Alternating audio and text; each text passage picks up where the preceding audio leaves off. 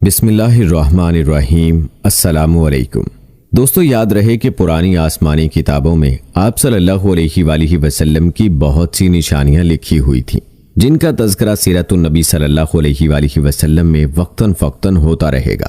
ان نشانیوں کی تفصیل بہت دلچسپ ہے۔ آج کی ویڈیو میں ہم آپ صلی اللہ علیہ وآلہ وسلم کی انہی نشانیوں کے حوالے سے آپ کو ایک عجیب واقعہ سنانے جا رہے ہیں، جو آپ صلی اللہ علیہ وآلہ وسلم کے دادا حضرت عبد المطلب کے زمانے کا واقعہ ہے۔ کہتے ہیں کہ یمن میں ایک قبیلہ حمیر تھا۔ وہاں ایک شخص سیف بن یزن تھا۔ وہ سیف حمیری کہلاتا تھا۔ کسی زمانے میں اس کے باپ دادا اس ملک پر حکومت کرتے تھے، لیکن پھر حبشیوں نے یمن پر حملہ کیا اور اس پر قبضہ کر لیا۔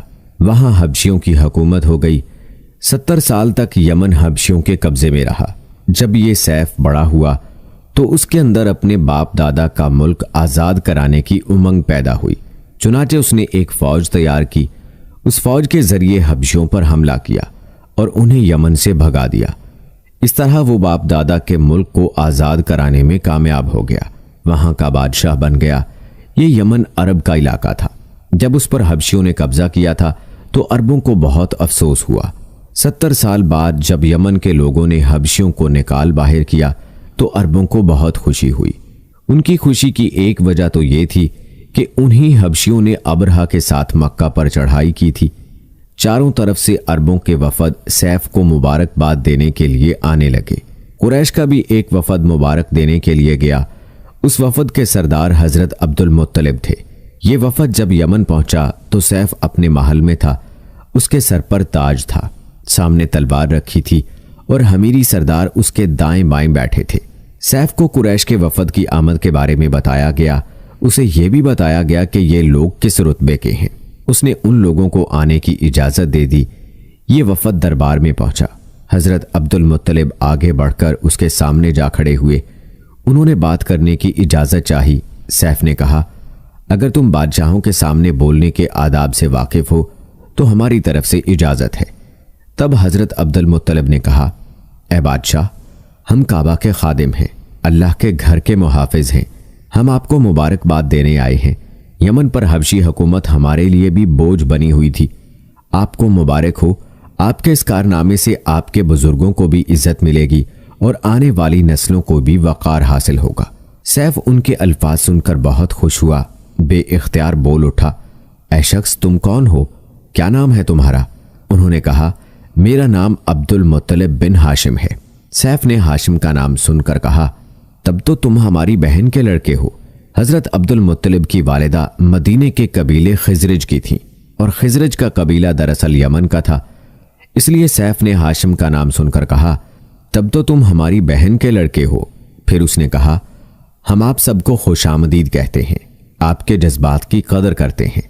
اس کے بعد قریش کے وفد کو سرکاری مہمان خانے میں ٹھہرا دیا گیا۔ ان کی خوب خاطر مدارت کی گئی، یہاں تک کہ 1 ماہ گزر گیا۔ 1 ماہ کی مہمان نوازی کے بعد سیف نے انہیں بلایا۔ حضرت عبد المطلب کو اپنے پاس بلا کر اس نے کہا، اے عبد المطلب، میں اپنے علم کے پوشیدہ رازوں میں سے ایک راز تمہیں بتا رہا ہوں۔ تمہارے علاوہ کوئی اور ہوتا تو میں ہرگز نہ بتاتا۔ تم اس راز کو اس وقت تک راز ہی رکھنا جب تک کہ خود اللہ تعالیٰ اس راز کو ظاہر نہ فرما دے۔ ہمارے پاس ایک پوشیدہ کتاب ہے، وہ پوشیدہ رازوں کا ایک خزانہ ہے۔ ہم دوسروں سے اس کو چھپا کر رکھتے ہیں۔ میں نے اس کتاب میں ایک بہت عظیم الشان خبر اور ایک بڑے خطرے کے بارے میں پڑھ لیا ہے، اور وہ آپ کے بارے میں ہے۔ حضرت عبد المطلب یہ باتیں سن کر حد درجے حیرت زدہ ہوئے اور پکار اٹھے، میں سمجھا نہیں، آپ کہنا کیا چاہتے ہیں؟ سنو عبد المطلب، جب تہامہ کی وادی یعنی مکہ میں ایسا بچہ پیدا ہو جس کے دونوں کندھوں کے درمیان بالوں کا گچھا یعنی مہر نبوت ہو تو اسے امامت اور سرداری حاصل ہوگی، اور اس کی وجہ سے تمہیں قیامت تک کے لیے اعزاز ملے گا، عزت ملے گی۔ حضرت عبد المطلب نے یہ سن کر کہا، اے بادشاہ، اللہ کرے آپ کو بھی ایسی خوش بختی میسر آئے۔ آپ کی ہیبت مجھے روک رہی ہے، ورنہ میں آپ سے پوچھتا کہ اس بچے کا زمانہ کب ہوگا۔ بادشاہ نے جواب میں کہا، یہی اس کا زمانہ ہے، وہ اسی زمانے میں پیدا ہوگا یا پیدا ہو چکا ہے۔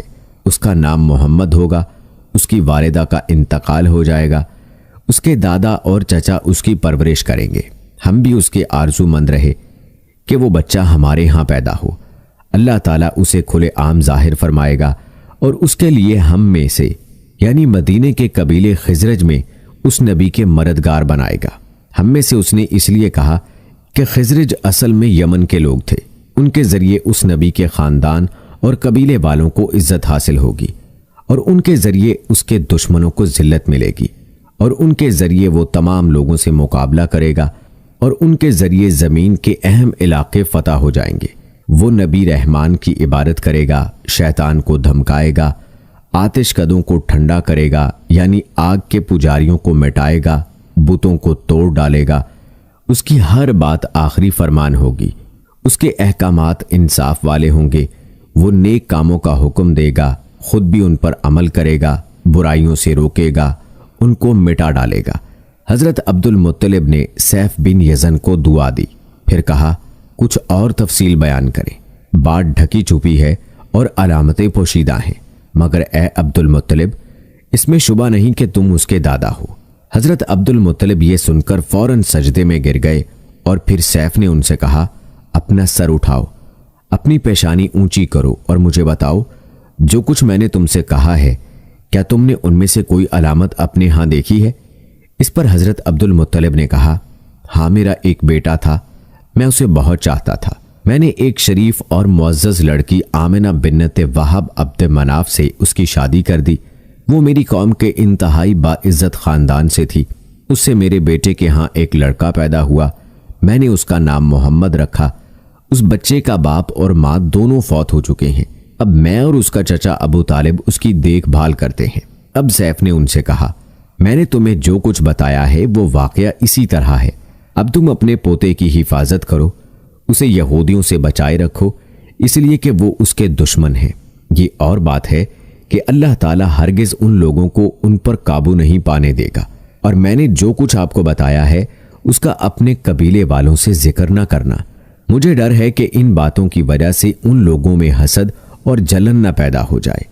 یہ لوگ سوچ سکتے ہیں یہ عزت اور بلندی آخر انہیں کیوں ملنے والی ہے۔ یہ لوگ ان کے راستے میں رکاوٹیں کھڑی کریں گے۔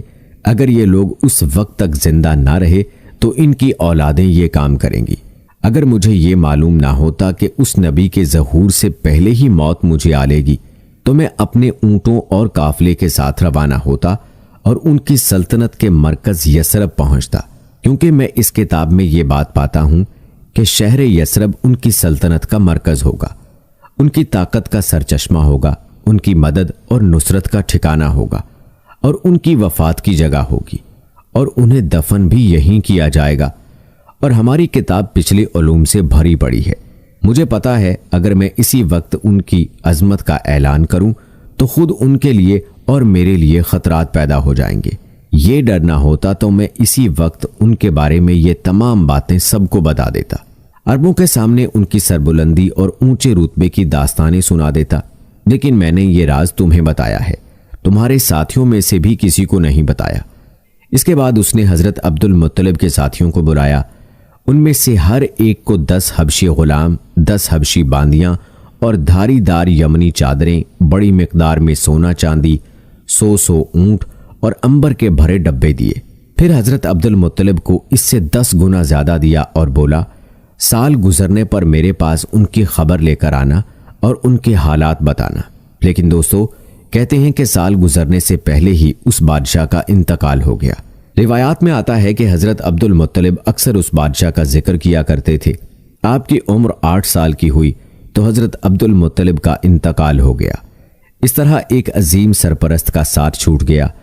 اس وقت حضرت عبد المطلب کی عمر 95 سال تھی۔ تاریخ کی بعض کتابوں میں ان کی عمر اس سے بھی زیادہ لکھی ہے۔ کہتے ہیں جس وقت حضرت عبد المطلب کا انتقال ہوا، آپ صلی اللہ علیہ وآلہ وسلم ان کی چارپائی کے پاس موجود تھے اور آپ رونے لگے۔ روایات کے مطابق عبد المطلب کو عجون کے مقام پر ان کے دادا قسی کے پاس دفن کیا گیا۔ مرنے سے پہلے انہوں نے نبی کریم صلی اللہ علیہ وآلہ وسلم کو اپنے بیٹے ابو طالب کے حوالے کیا۔ اب ابو طالب آپ کے نگران ہوئے، انہوں نے بھی آپ سے بے تحاشا محبت ہو گئی۔ ان کے بھائی عباس اور زبیر بھی آپ کا بہت خیال رکھتے تھے۔ پھر زبیر بھی انتقال کر گئے تو آپ کی نگرانی آپ کے چچا ابو طالب ہی کرتے رہے۔ پیارے دوستوں، کہتے ہیں کہ حضرت ابو طالب کو بھی آپ صلی اللہ علیہ وآلہ وسلم سے انتہائی محبت تھی اور آپ صلی اللہ علیہ وآلہ وسلم کا آپ بہت خیال فرماتے۔ نبی صلی اللہ علیہ وآلہ وسلم کے ساتھ حضرت ابو طالب کی محبت کا تذکرہ ہم اپنی اگلی ویڈیو میں تفصیل کے ساتھ کریں گے، لہٰذا آپ سے گزارش ہے کہ ہماری اگلی ویڈیو بھی آپ ضرور دیکھیں۔ دوستو، آپ کو حضرت عبد المطلب کے بارے میں بتاتے چلیں کہ حضرت عبد المطلب ابن ہاشم ابن عبد مناف رسول اللہ صلی اللہ علیہ وآلہ وسلم کے دادا، قبیلہ قریش کی بڑی شخصیت اور شہر مکہ کے بزرگوں میں سے تھے۔ روایات کے مطابق حضرت عبد المطلب یثرب میں پیدا ہوئے اور 7 سال کی عمر میں مکہ تشریف لائے اور وہاں پر سرور آقا قرار پائے۔ حضرت عبد المطلب قبیلہ قریش میں سے تھے اور حضرت ہاشم کے بیٹے تھے، جن سے بنی ہاشم منسوب ہیں۔ آپ علیہ السلام کا نسب حضرت ابراہیم علیہ السلام تک پہنچتا ہے۔ آپ کی والدہ سلمہ عمرو کی بیٹی بنی نجار خزرج کے قبیلے میں سے تھی۔ یہ گھرانہ رسول اللہ صلی اللہ علیہ وآلہ وسلم کی مدینہ کی طرف ہجرت کے بعد آپ صلی اللہ علیہ وآلہ وسلم کے اصحاب میں سے بن گئے۔ یاد رہے کہ حضرت عبد المطلب کا نام شیبہ اور کنیت ابو الحارث تھی۔ حضرت عبد المطلب کے لقب سے آپ کی شہرت کے بارے میں کہا گیا ہے کہ حضرت ہاشم کی وفات سے چند سال پہلے مطلب عبد المطلب علیہ السلام کے چچا آپ کو یثرب سے مکہ لائے، جبکہ مکہ کے لوگوں اور قریش نے جناب حضرت عبد المطلب کو دیکھا کہ وہ مطلب کے ساتھ شہر میں داخل ہو رہے ہیں۔ اس گمان سے کہ وہ یثرب میں سے مطلب کے خریدے ہوئے غلام ہیں، انہیں عبد المطلب کہنے لگے اور یہ نام بعد میں اسی طرح باقی رہا۔ دوستو، یاد رہے کہ حضرت عبد المطلب حضرت ابراہیم علیہ السلام کے دین حنیف پر تھے، موحد تھے اور بت کی عبادت نہیں کرتے تھے۔ آپ نے اپنی ساری زندگی میں احد و واحد اللہ کے بغیر کسی کی عبادت نہ کی اور بت پرستی اور گمراہی کی تاریک زمانہ میں پختہ ایمان کے ساتھ اپنے دین کو محفوظ کیا، اور حضرت عبد المطلب اپنے چچا کی وفات کے بعد اپنے خاندان کے موروثی مناصب کے وارث بنے۔ حضرت عبد المطلب حسن تدبیر اور اپنی کرامات کی وجہ سے مکہ میں لوگوں کی نظر میں ہر دل عزیز قرار پائے اور قریش نے آپ کو سردار کے طور پر قبول کیا۔ تاریخ نویس یعقوبی کا کہنا ہے کہ حضرت عبد المطلب اس زمانے میں قریش کے سردار تھے اور ان کا کوئی مد مقابل نہیں تھا۔